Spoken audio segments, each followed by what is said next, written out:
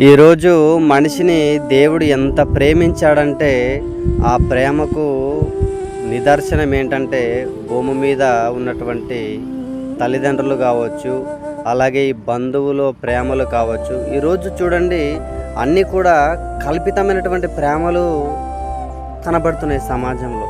ఈరోజు నిజమైన ప్రేమకు ఈరోజు యేసుక్రీస్తు ప్రభుల వారు తన ప్రాణాన్నే మనము చేసినటువంటి పాపాల కొరకు మరణించడం జరిగింది.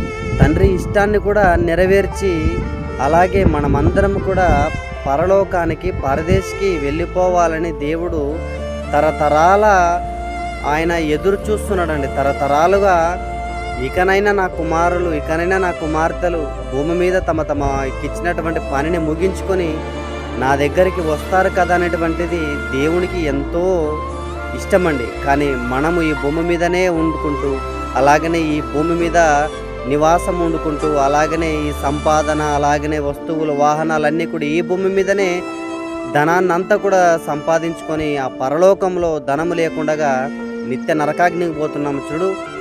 అది చూడండి, మూర్ఖత్వం అంటే అది.